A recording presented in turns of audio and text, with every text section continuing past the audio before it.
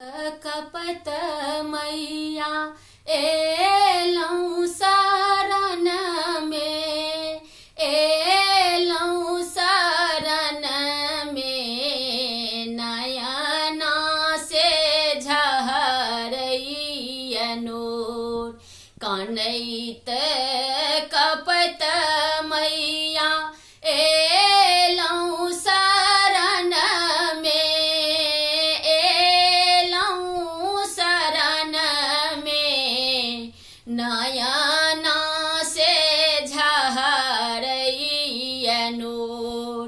दर्शन ल बेटी बेकलिया है मैया, बेकलिया है मैया, झट सो लगाबियौ मकोर।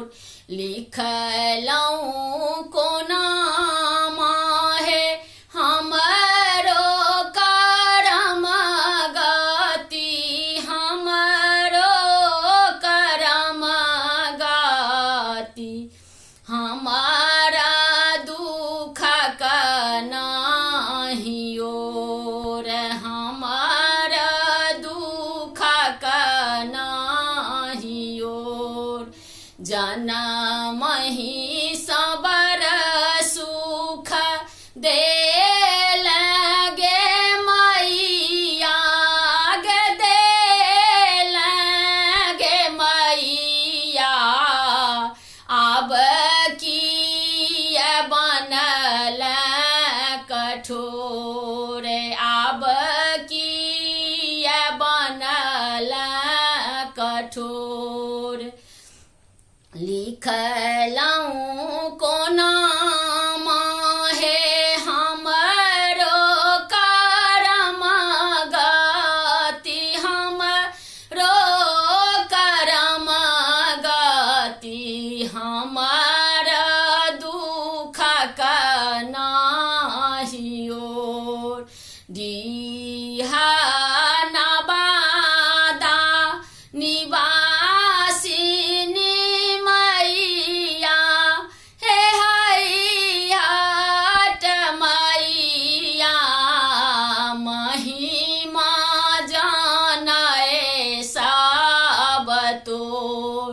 सबके दै छी माहे गोदी के बालकबा, हे गोदी के बालकबा।